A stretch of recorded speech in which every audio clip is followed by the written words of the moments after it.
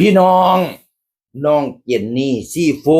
คู่กีตาร์โตเกียวมิวสิกแม็กสลันโตเกียวมิวสิกเข้ามาพบผู้ใหญ่บ้านที่แล่นเข้ามาบอดมาหาบอดบิ๊กพี่น้องเอ๋ยมาขอคืนสัญญาพะนะว่านั่นน่ะ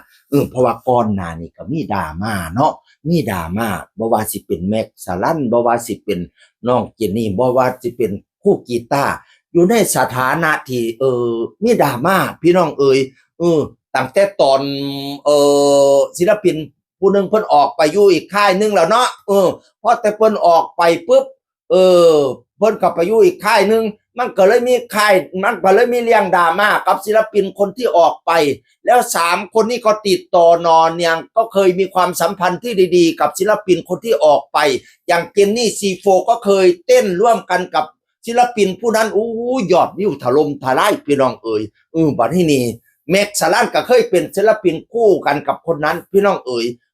บัดนี้มันก็ไม่เลียงอันนั้นอันนี้เขามาใหญ่เนาะตั้งแต่ตอนเจนนี่ไปเต้นผุนข้าเจ้าก็ถามว่าเป็นยังคือจังไปเต้นกับศิลปินผู้นั้นอยู่แล้วก็ออกมาอธิบายอยู่แต่พออธิบายไปหลายคนก็ยังนำมาแซะนำมานี่อยู่จนว่าตอนนั้นเนี่ยรู้สึกว่าเพจเราถูกปิดไปแล้วออกมาห้องให้เสียอกเสียใจ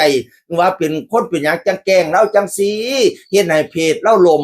เราหารายได้ซุมื้อนี้หารายได้จากเพจนี่แหละขายสินค้าทั้งเพจนี่แล้วเพราะว่างานอัน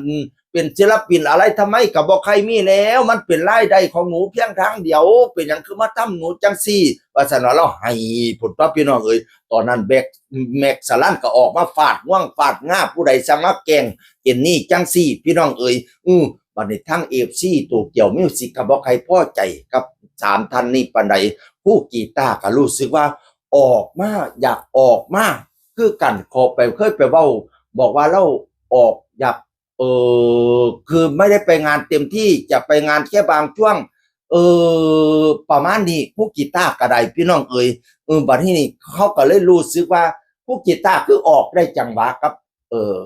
ระหว่างเพิ่นมีปัญหาแท้ปะนะว่านั่นน่ะเขาก็เลยFCโตเกียวมิวสิกก็เลยบ่ใครพอใจ3ท่านนี้บัดนี้3ท่านนี้ก็เลยมาขอคืนสัญญาแต่บอสบิ๊กบอกว่ามันคืนไม่ได้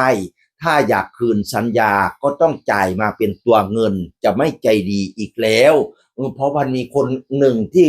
คืนสัญญาให้พอออกไปปุ๊บมันไปโผล่อีกค่ายหนึ่งว่าซั่นว่าต่อไปสันสิบ่ใจดีแล้วถ้าอยากคืนสัญญาก็คือต้องจ่ายเงินมาว่าซั่นว่านั่นน่ะศิลปินนี่ก็เส้น5ปีพุ่นเด้เจนนี่ก็เหลือหลายปีอยู่แบ็กสลันนี่ก็น่าสิเหลือหลายปีอยู่แต่คู่กีตาร์นี่เหลือปีกว่าๆพะนะว่านั่นน่ะก็ตอนนี้ก็สามารถไปรับงานได้ว่าซั่นว่าแต่ถ้ารับงานก็ต้องแจ้งทางค่ายพะนะว่านั่นน่ะก็ไม่รู้ว่าจะเป็นยังไงเนาะก็แล้วก็บอกว่าถ้าอยากแก้ไขอยากปรับปรุงนั่นเราช่วยได้พะนะว่านั่นน่ะ